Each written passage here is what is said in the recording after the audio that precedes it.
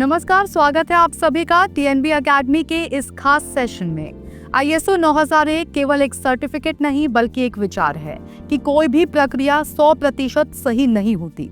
गलतियां होंगी, लेकिन उन्हें सिस्टम से निकालने और सुधारने की कला ही इस स्टैंडर्ड की आत्मा है। और इसी सोच से जुड़े दो सबसे महत्वपूर्ण शब्द हैं नॉन कन्फर्मिटी और करेक्टिव एक्शन।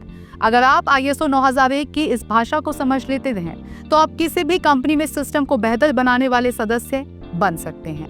नॉन कन्फर्मिटी क्या है? नॉन कन्फर्मिटी यानी गैर अनुरूपता।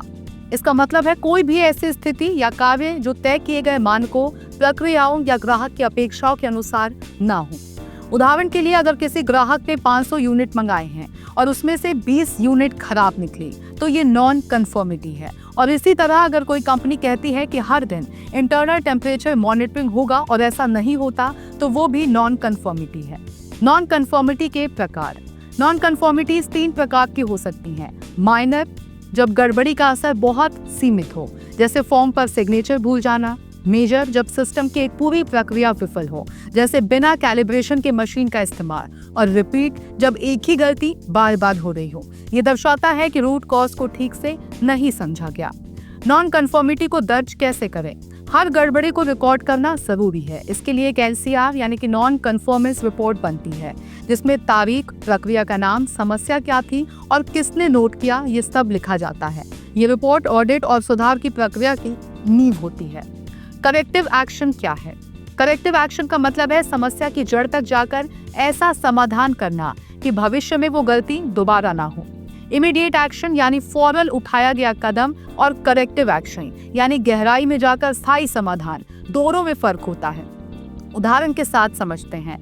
अगर खराब माल वापस ले लिया गया, वो इमीडिएट एक्शन है, लेकिन ये जांचना कि खराबी क्यों हुई और उसे रोकने की योजना बनाना, वो करेक्टिव एक्शन है। रूट कॉज एनालिसिस क्यों जरूरी है? करेक्टिव एक्शन के लिए सबसे पहले रूट कॉज जानना जरूरी है। इसके लिए 5 व्हाइस और फिशबोन डायग्राम जैसे टूल्स उपयोगी होते हैं। उदाहरण के साथ समझाते हैं।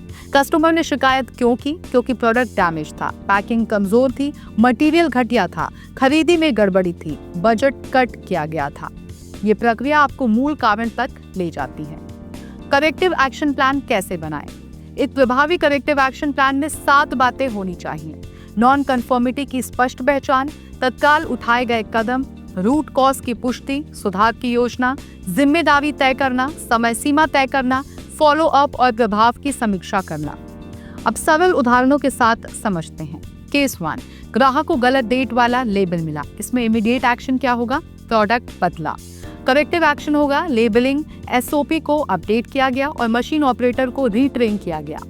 केस 2, बार बार एक ही शिकायत आ रही थी। रूट कॉज मिला कि शिकायत निपटाने की प्रक्रिया जटिल थी। करेक्टिव एक्शन में उस एसओपी को सरल किया गया और मॉनिटरिंग शुरू की गई। ट्रेनिंग और टीम की जागरूकता। नॉन कन्फर्मिटी और करेक्टिव एक्शन केवल क्वालिटी डिपार्टमेंट की जिम्मेदारी नहीं है। हर टीम मेंबर को इसकी जानकारी होनी चाहिए। जब ऑपरेटर, सुपरवाइजर, मैनेजर सभी नॉन कन्फर्मिटी को पहचानते हैं और रिपोर्ट करते हैं तो पूरा सिस्टम खुद ब खुद बेहतर होता चला जाता है। आईएसओ 9001 के जरूरी दस्तावेज। आईएसओ के अनुसार आपको ये रिकॉर्ड मेंटेन करने होंगे। NCR log, root cause reports, corrective action plans, action follow up, closure reports. ये सारे दस्तावेज ऑडिट और सर्विलांस में दिखाए जाते हैं। सबसे आम गलतियां: केवल इमीडिएट एक्शन लेकर मामले को बंद कर देना, रूट कॉज को बिना जांचे अनुमान लगाना, करेक्टिव एक्शन को फॉर्मेलिटी बना देना, समय सीमा पर अमल ना करना और एक ही गलती को बार बार दोहराना। इंटरनल ऑडिट में नॉन कन्फर्मिटी कैसे पकड़ें? इंटरनल ऑडिटर्स को ये जानना चाहिए कि किसी प्रक्रिया का पालन हुआ या नहीं, डॉक्यूमेंटेशन अप टू डेट है या नहीं। उन्हें ऑब्जर्वेशन और नॉन कन्फर्मिटी में फर्क भी समझना चाहिए। यही आईएसओ 9001 के इम्प्लीमेंटेशन की जान होती है। सुधार ही सफलता की कुंजी है। अगर आप चाहते हैं कि आपकी कंपनी आईएसओ 9001 के असली फायदों का आनंद ले तो नॉन कन्फर्मिटी और करेक्टिव एक्शन को एक मजबूरी नहीं बल्कि सुधार का जरिया बनाएं। गलतियों को छुपाना बंद करें, उन्हें रिपोर्ट करें, समझें और सिस्टम में बदलाव करें। यही सोच आईएसओ 9001 को सिर्फ सर्टिफिकेट नहीं, एक ग्रोथ इंजन बनाती है। हम फिर आएंगे एक और जानकारीपूर्ण वीडियो के साथ। तब तक के लिए बने रहिए हमारे साथ और देखते रहिए टीएनबी एकेडमी।